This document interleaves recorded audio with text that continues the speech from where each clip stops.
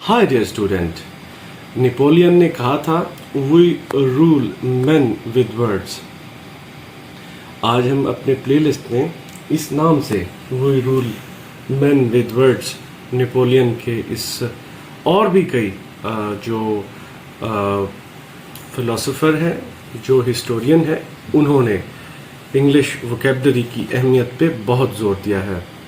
और एक पुराने तबीब का एक कॉल है कि एक मर्ज़ के लिए दवा एक ही होती है, बाकी मेडिसिन का इस्तेमाल तजर्बा होता है। आपके एक्सप्रेशन है, एक्सप्रेशन के लिए जो प्रॉपर वर्ड है वो एक ही होता है। उसके लिए सिनोनिम्स का ढूंढना, उसके लिए उसके अल्टरनेट का ढूंढना, वो उस तरह मेरे नज़दीक वो उस तरह आपको आपके ख़यालात की, आपके जज्बात की अक्कासी नहीं करता जितना एक ख़ास वर्ड आपके जज्बात की अक्कासी करता है। और वो ख़ास वर्ड आपको कब मिलता है? जब आपकी वोकेबलरी पे ग्रास्प होती है, जब आप वोकेबलरी को जानते होते हैं, आपको पता होता है वोकेबलरी की प्रॉपर एक्सपोजिशन क्या होनी है और कौन सा वर्ड जो है कहाँ पे आना है। सैमुअल जॉनसन ने कहा था language is the dress of thought. Noah Webster ने कहा था language is the immediate gift of God. इसी तरह हमने एक स्टेटमेंट, एक छोटा सा पैराग्राफ बोर्ड पे लिखा है, इसको ज़रा पढ़ें। Language should be pithy and profound, precise and concise and clear and simple, but not overtly simplistic। कि आपकी स्टूडेंट्स, माय डियर स्टूडेंट्स, जब आप राइटिंग करेंगे, जब आप किसी को बोलेंगे, तो आपकी इंग्लिश लैंग्वेज का दूसरे सुनने वाले पे बहुत असर पड़ना है। आज की ये न्यू सीरीज़ और उसके अंदर एक नया प्ले लिस्ट हमने ऐड किया है, वो we rule men with word के नाम से, नेपोलियन के इस कॉल के नाम से शुरू किया है। और यहाँ इसका एम और ऑब्जेक्टिव है कि आपको आपकी वोकेबलरी को कैसे स्ट्रेंथन किया जाए और डिफरेंट तरीके से आपको वोकेबलरी का जो है वो इस्तेमाल बताया जाए, प्रॉपर यूजेज बताया जाए। कुछ ऐसे नए वर्ड्स आपको मैं रोज़ की बुनियाद पे वीडियो आपको बना के भेजूंगा यूट्यूब पे। आप देखिए कौन कौन से आपकी जो ऑलरेडी, एक तो जो नॉर्मल यूजेज है, इंग्लिश चूँकि बहुत बड़ी है, बहुत वसी है और आपको मालूम होना चाहिए बहुत मेहनत और टाइम दरकार है, लेकिन हम शॉर्टेस्ट टाइम के अंदर रहते हुए कोशिश करेंगे कि उसको जितना जो नॉर्मल दिन में, जो रूटीन में इंग्लिश वोकेबलरी का इस्तेमाल किया जाता है, वो आपको हम जो है वो उसके हवाले से आपको आपके नॉलेज में इजाफा किया जाए। As it is evident from the above great people, dear student, Oliver Wendell होम ने कहा था language the blood of soul. और कॉलेरिज ने कहा था language is the armour of human mind. और नेपोलियन का हमने लिखा है। इसके अलावा कार्लाइल ने कहा था words are the body of thought. Words आपको आते होंगे, वोकेबलरी आपको आती होगी, देन ही आप इंग्लिश के अच्छे एक्सप्रेशन दे सकेंगे। Dear student, without a language the beauty of life will be lost. The essence and meaning of human life will be relegated in the absence of language, and savagery will prevail instead.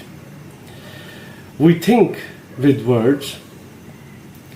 We cannot think without them. They are indispensable. The great American educator, Dr. John Davy said, thought is impossible without words. Thomson Sheridan, a British actor, over 200 years ago said, there is such an intimate connection between ideas and words that whether deficiency or fault there may be in the one necessarily affects the other. It follows then almost like a law of mathematics that the more words you know, the more clearly and powerfully you will think, and the more ideas you will invite into your minds. The world has suddenly discovered these truths and has become world conscious as never before. It has awakened to the overwhelming power of words. Without words, the wheels of business would stop spinning. The accumulated knowledge of medicine, philosophy, science, and the life work of the great that wouldn't have been passed on except by the magic of words. Without them, we would, like the animals whose pattern of living has remained unchanged for millions of years. Dear student, एक British polish British poet और writer ने कहा है, the use of right word is more important than the right argument. और इसीलिए हम आपके लिए जो मुमकिना तौर पे वर्ड्स की वोकेबलरी और रेलेवेंसी के हवाले से जो हम कोशिश करेंगे आपको इस सीरीज़ के ज़रिए पता चले, आप ज़्यादा से ज़्यादा रेलेवेंसी ऑफ वर्ड्स की अहमियत को जानते हुए अपनी नॉलेज को, वोकेबलरी को ट्रिगर करें. Dear student, there is probably nothing more difficult to attain, and there is certainly nothing more important to acquire than the ability to transfer an idea from your mind to the mind of another, who with complete clarity, without loss of power. This skill is necessary for salesmanship, teaching, conversation, and each and every talk and aspect of life.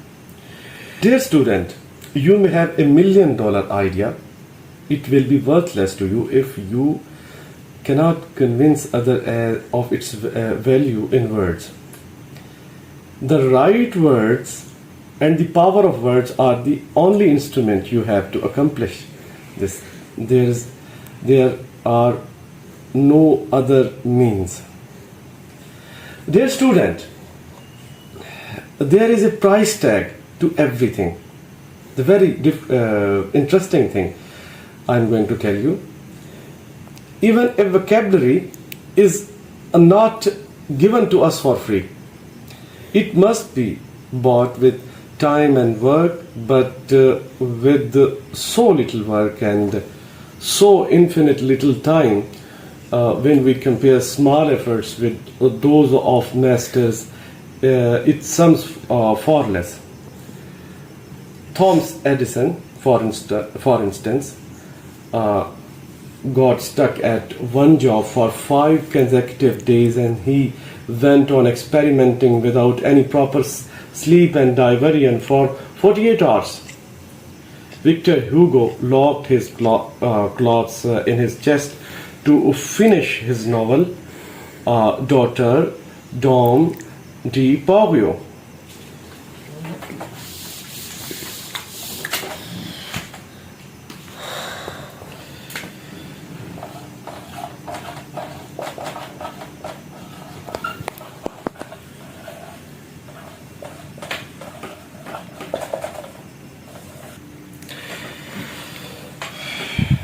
Noah Webster took 30 years to complete his dictionary. Alexander Dumas wrote 18 hours a day for 40 years. Sir Harry Lauder, the Scottish comedian, rehearsed his famous song, A Roman in Gloamin, 10,000 times in order to sing it perfectly on the stage. Maurice Ravel worked 12 hours a day for 2 years composing a piano concert. और भी कई examples हैं dear students कि हमने अपनी vocabulary के लिए कितनी स्ट्रगल करनी है, इसको बार बार अपने जहन में अल्फाज दोहराने हैं और उनके एक्सप्रेशन प्रॉपर कैसे हमने डेवलप करने हैं। आपके पास जितनी ज़्यादा वोकेबलरी होगी, आप उतनी ही अच्छी सेंटेंस जो है वो राइट अप करेंगे और आपका एक्सप्रेशन आपके पढ़ने वाले पे या आपके सुनने वाले पे उतना ही अच्छा पड़ेगा और उतना ही आपके लिए ये चीज़ बड़ी फ़ायदेमंद होगी। और उसके हवाले से जो आज हमने ये शुरू किया है, we rule men with words, आइए इसको मज़ीद हम देखते हैं कि वर्ड्स का ये आज सीरीज़ शुरू करने से कबल हमें और क्या क्या इसके हवाले से पता होने चाहिए। हम एक बड़ी दिलचस्प जो है वो इंफॉर्मेशन आपसे आज मैं शेयर करूंगा। शेक्सपियर ने कहा था, William Shakespeare, brevity is the soul of wit. आप जितना कंसाइज प्रिसाइज होके अपने इस टॉपिक को सीरियसली कंसंट्रेट करेंगे और वर्ड्स की दुनिया में खो जाएंगे, आपको उतनी ही दिलचस्पी से चीज़ें समझ आना शुरू हो जाएंगी। और जो अल्फाज आपको मुश्किल लगते हैं और आपकी एक्सप्रेशन जो है वो मुश्किल लगती हैं, ये इसका और कोई वे आउट नहीं है कि आप इसको बार बार जहन नशी कीजिए। आप इस लेक्चर को बार बार सुनेंगे, मैं कुछ एक्सप्रेशन आपको, जनरल एक्सप्रेशन जो ज़रूरी होते हैं वो आपको बताऊंगा। और मसलन मैं कहता हूँ, right word is the right place, they say is ए की टू एग्जैक्टिट्यूड ऑफ एक्सप्रेशन। हमने असल में एग्जैक्टिट्यूड ऑफ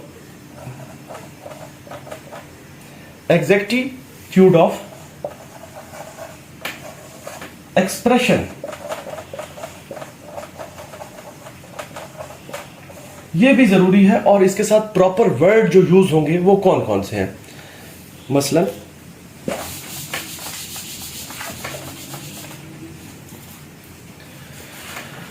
मैं ये कहता हूँ, आपको लिस्ट बताता हूँ कि आपके मुख्तलिफ जज्बात हैं, आपके गुस्सा है, एंगर है, उससे कबल उसे आप नॉर्मल करने के लिए वर्ड का यूज़ कैसे होगा वो हम सीखते हैं। मसलन मैं कहता हूँ एक्साइटमेंट,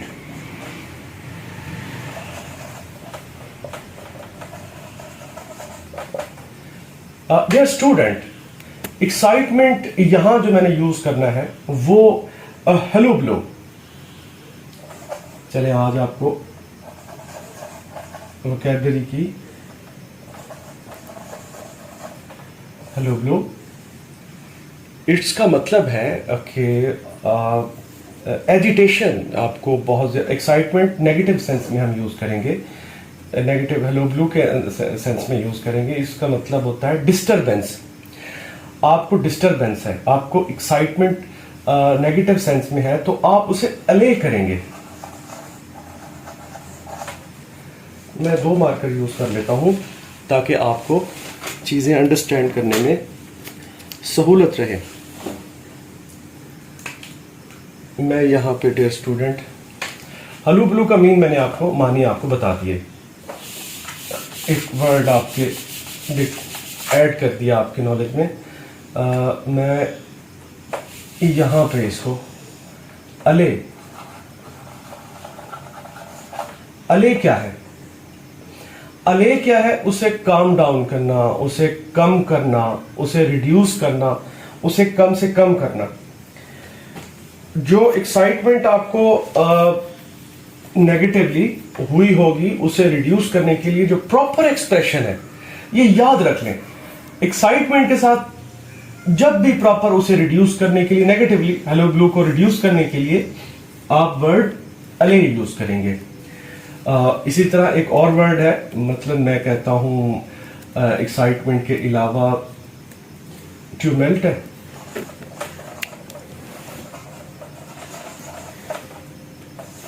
अच्छा, ये वो वर्ड है जो जिनके मानी तकरीबन एक दूसरे के साथ मिलते हैं। एक्साइटमेंट, ट्यूमेल्ट भी डिस्टरबेंस को कहते हैं, नॉइजी इवेंट को कहते हैं। मतलब आप इसको आम अल्फाज में आपको कैसे कहूँ कि कि ख़राबी को कहते हैं और वो ख़राबी कोई डिस्ट्रक्शन तबाही की तरफ ले जाए। तो अगर आप ये यूज़ कर रहे हैं तो इसके लिए आप प्रॉपर जो वो वर्ड है वो क्या यूज़ करेंगे? उसके लिए आप यूज़ करेंगे अपीज।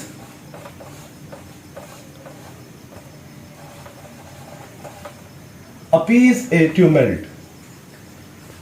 अच्छा, इसका मतलब भी यही है और इसका मानी भी यही है, लेकिन अगर ये वर्ड यूज किया जाएगा तो उसके साथ अपीज आप लिखें, ये नहीं यूज करें।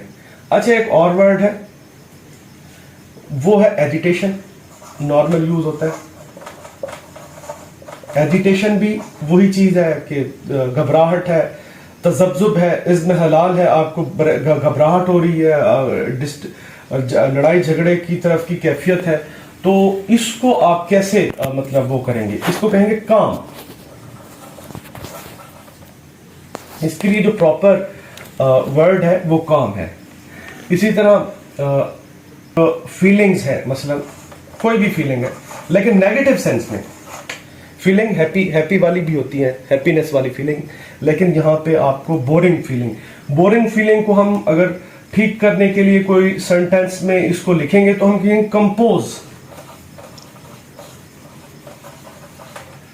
Compose our feelings. ठीक है। इसी तरह क्वेरलसम, मैं यहां पे आता हूं। इसी तरह हम लिखते हैं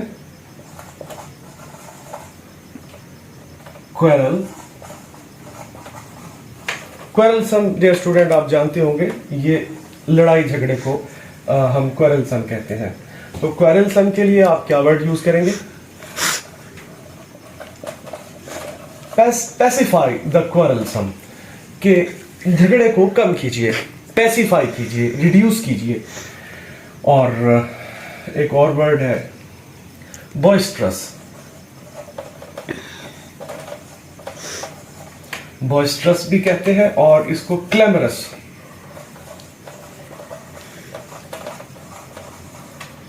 बॉइस्ट्रस क्लैमरस की कैफियत वो होती है जिसमें, अगेन ये वही वर्ड है जो आपस में 19-20 का फर्क है इनका मतलब जो यूज होता है, यूजेज है, वो मानी एक ही आ रहे हैं। कि ये भी नॉइजी कन्फ्लिक्ट को बोलते हैं, या ऊंची आवाज में कोई चीज इजहार की जा रही है और उसमें लड़ाई झगड़े का खतरा है, उसमें कैफियत का खतरा है।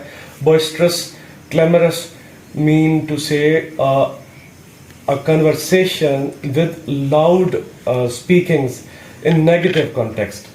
अगर ऐसी कैफियत हो जाती है तो उसके लिए मतलब लिखते हुए उसके लिए आप कहीं पे कोई कम्पिटिटिव एग्जाम दे रहे हैं, CSS है या PMS है, और इसी तरह के आप किसी को अथॉरिटी को एप्लीकेशन या कोई लेटर लिख रहे हैं, तो ये वर्ड लिखिए और इनके साथ प्रॉपर इसकी जो एक्सप्रेशन है वो दीजिए, ताकि आपकी प्रोफेशनल जो है टच जो है बने और उसके साथ आपका एक अच्छा इमेज जाए। मसलन आप इसे कहेंगे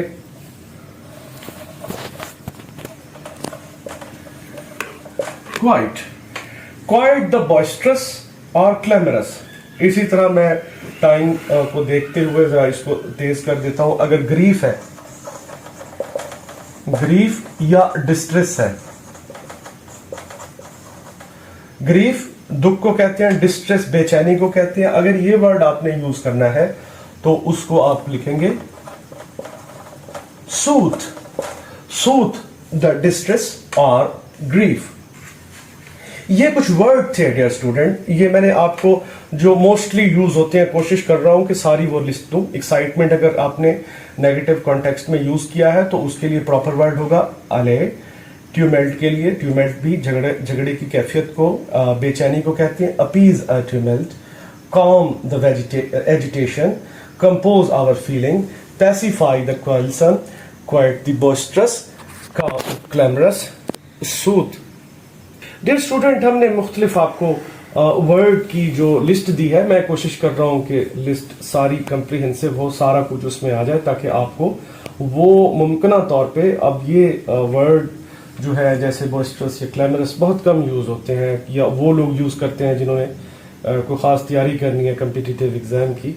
तो ये कोशिश तो यही है कि सारे एक्सप्रेशन जो आप प्रॉपरली और ये लिस्ट हमने आगे भी बढ़ानी है। इसमें आपको रोज़ एक वोकेबलरी का इजाफा किया जाएगा, चंद वर्ड आपको जहन नशीं करवाने की कोशिश की जाएगी ताकि आपकी वोकेबलरी के साथ एक्सप्रेशन भी प्रॉपरली आप मेंटेन कर सकें। एक्साइटमेंट के साथ अले यूज़ किया जाएगा, ट्यूमेंट के साथ अपीज, एजिटेशन के साथ काम, फीलिंग्स के साथ कंपोज, क्वेल्सन के साथ पैसिफाई, क्वाइट के साथ बॉइस्ट्रस या क्लैमरस के साथ क्वाइट और ग्रीफ, और डिस्ट्रेस के साथ सूद का वर्ड यूज किया जाएगा। और ये आप जहन नशीं कर लीजिए, इसको रट लीजिए, इसको जहन में अच्छी तरह बिठा लीजिए कि ये वर्डिंग, ये एक्साइटमेंट, फीलिंग्स जो भी है इसके साथ ये वर्ड यूज करते हैं। और आइए अगली लिस्ट में आपको मजीद ये, मैं डस्टर कहाँ पे चला गया, जे स्टूडेंट, इसकी रिमेनिंग पार्ट आपको आगे बताते हैं, हमारे साथ जुड़े रहिए। I assure you we will rule man with words.